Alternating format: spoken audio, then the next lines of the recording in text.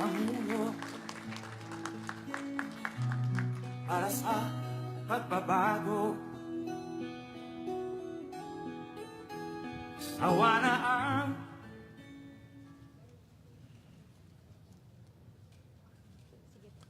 Please be seated.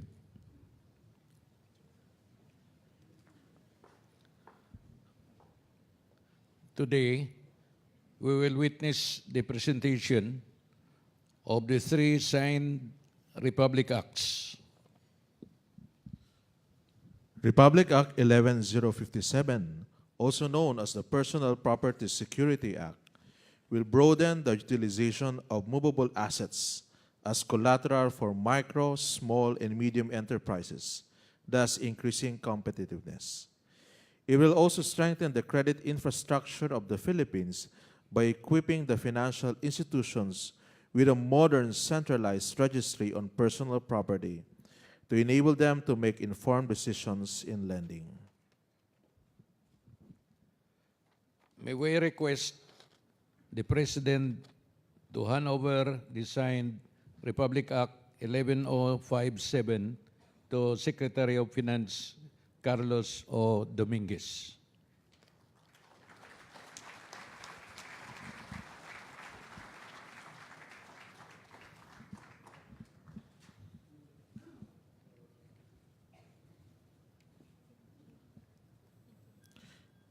Thank you, Secretary Dominguez.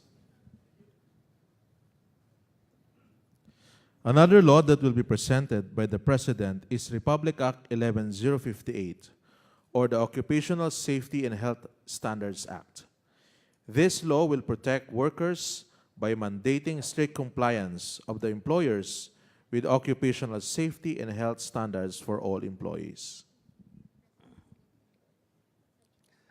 Republic Act 11058 will be presented to Executive Secretary Salvador C. Millardia and Secretary of Labor and Employment Silvestre H. Bello III. May we request the President to hand over the signed Republic Act 11058 to E.S. Mijaldea and Secretary of Labor and Employment Silvestre H. Bello III.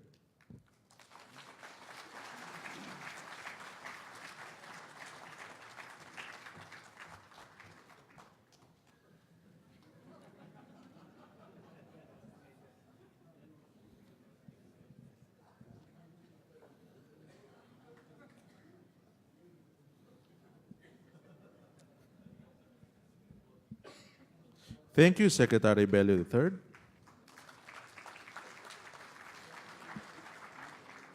The last law to be presented is Republic Act 11079, or the integration of Maasin City College into the Southern Leyte State University. Given this law, the Maasin City College will now become a university campus of the Southern Leyte State University in the city of Maasin, the most populated area in the whole province, thereby providing quality tertiary education in the city.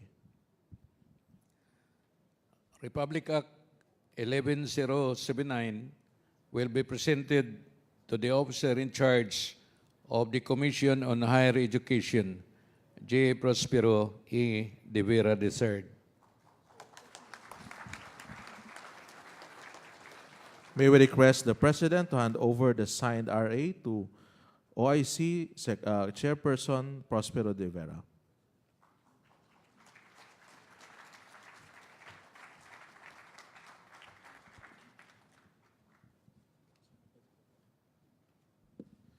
Thank you very much, Chairperson de Vera. Thank you so much, Mr. President. And now, may we call on Executive Secretary Salvador C. Millardia to introduce our President.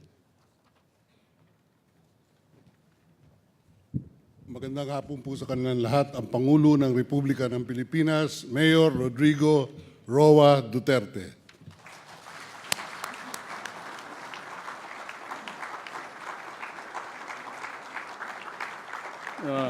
Kindly sit down.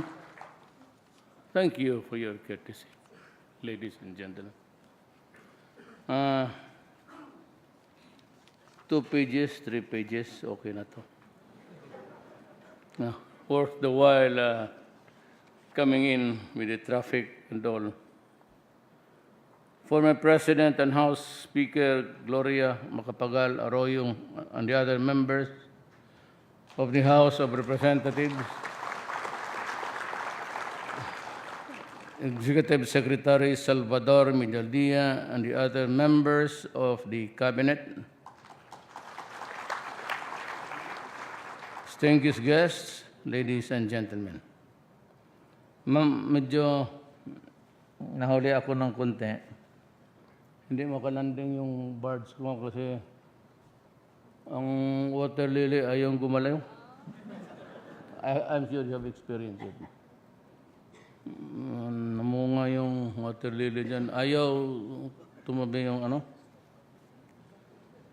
It took us about few maneuvers to let me take this opportunity to thank you, our congressional leadership, for the expeditious passage of these 3 laws as we turn over to them today. These 3 legislative measures do not only represent the vibrant and constructive relationship between the executive and legislative branches of government, but also signify our common desire to set aside partisan and political interests. So may we work together in securing the well-being of our people. Cut ako dito. Yung, ano ba, nung bago kami dito sa, the first early days of meeting cabinet, sinabi ko talaga sa lahat that everything, ang pera ng gobyerno must be divided equally across all regions. Yung sino yung nandyan at tapusin na lang. Walang pabor-pabor dito. Ano lang nakalagay doon sa program of work to come up with a better Philippines. Yun ho ang sinunod. Wala kaming ano dito. Nobody approached me for the life of me. Even one congressman, or a councilor for that matter, naghingi dito na isingit. Because I don't entertain requests like that. I would at this point out to go to your congressman, or maybe you can talk with Secretary Jokno. Republic Act 11057, or the Personal Property Security Act, establishes a unified and modern legal framework that will allow the use of personal property in securing obligations. This will promote economic activity by providing entrepreneurs, particularly the micro, small, and medium enterprises, or MSMEs, easy to access to credit that can be secured by movables. Republic Act 11058, on the other hand, strengthens compliance with occupational safety and health standards by making it mandatory for establishments to ensure a safe and healthful workplace for workers. This law will protect workers from the hazards of their own work environment by ensuring that existing labor laws and social legislation as well as international standards in occupational safety are strictly enforced. This is in recognition of the indispensable role of a healthy labor force in nation building.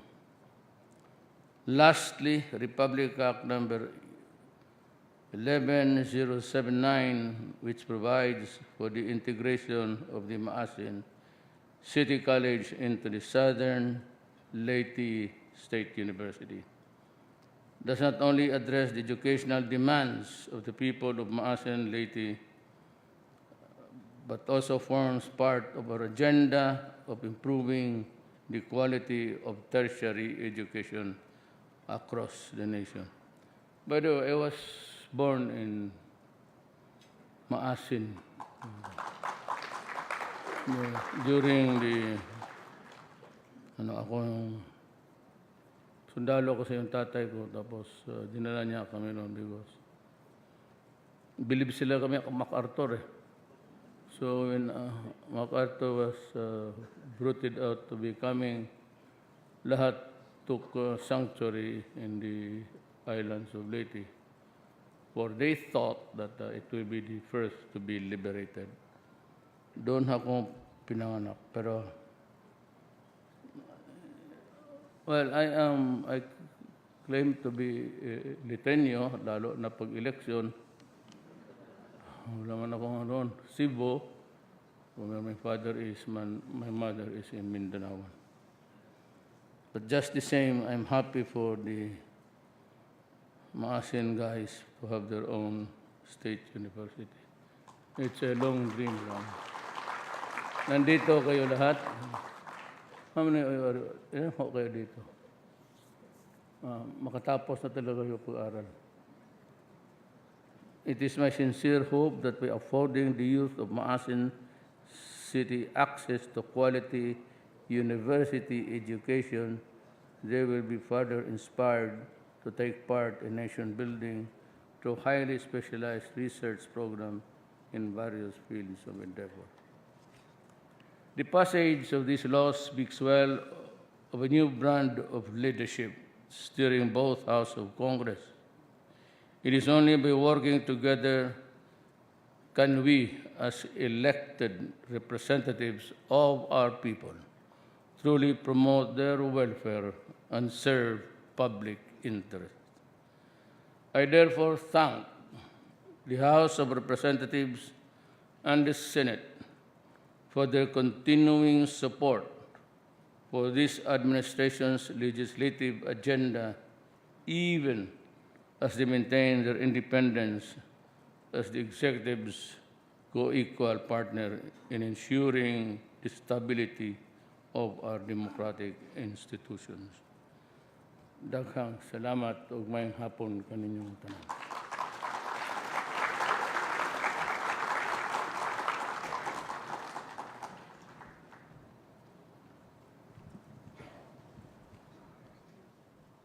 Thank you very much, Mr. President.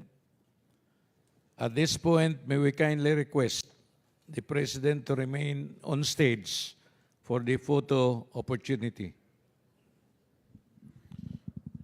Please come up on stage and join the President for a photo souvenir as I call out your group. May we request the members of the House of Representatives.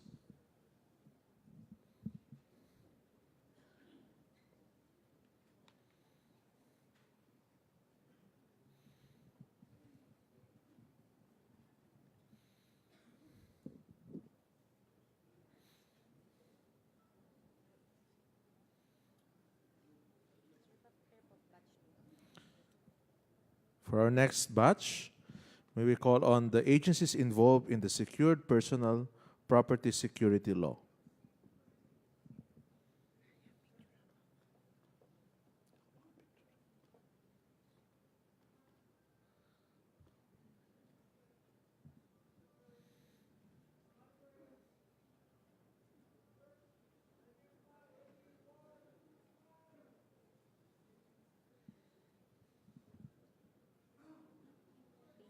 Thank you very much.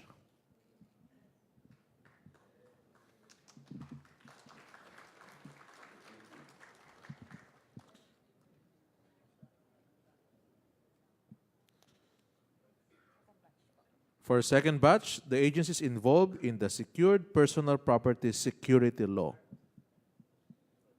Please come up the stage.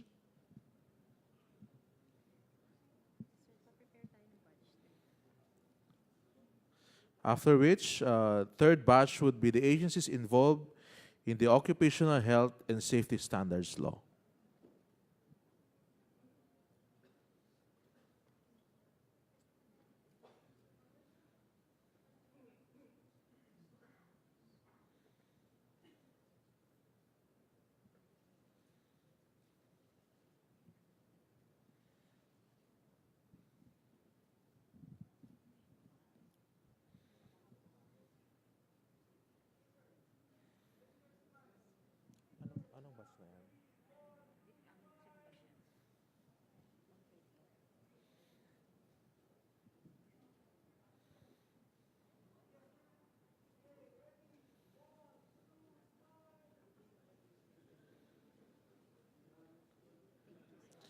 Thank you very much. The third batch would be the agencies involved in the Occupational Health and Safety Standards Law.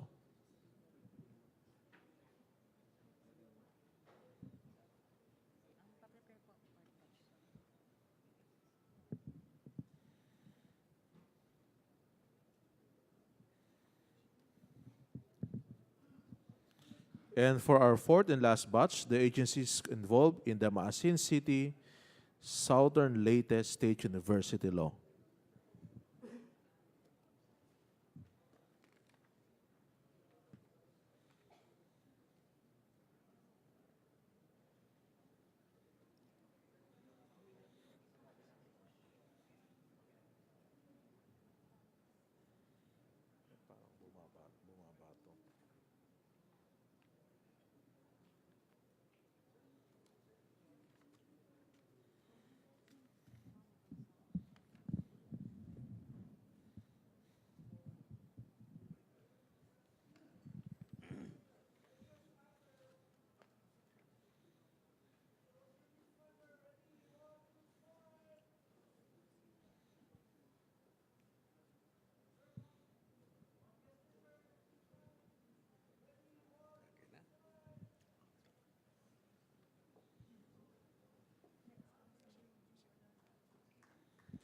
Thank you very much.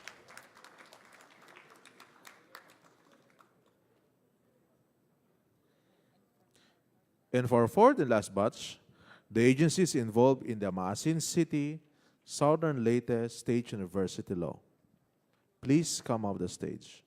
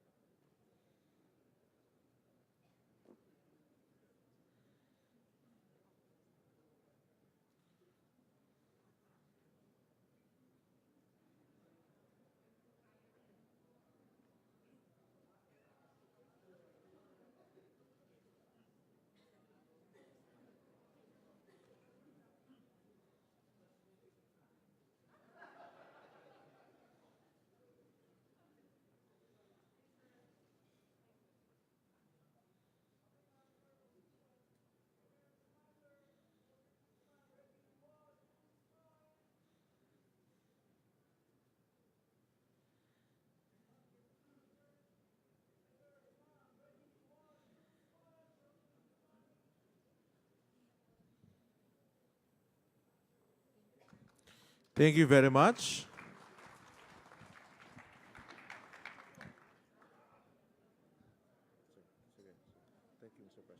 Thank you, Mr. President. Congratulations to the leaders of the Senate and the House of Representatives. Congratulations to the authors and sponsors of the new laws. Congratulations to the members of the House and Senate Committee Secretariat and technical staff involved in the realization of these proposed measures into laws. Congratulations to all the sectors of finance, labor, and academe present. Thank you, Mr. President. Ladies and gentlemen, good afternoon.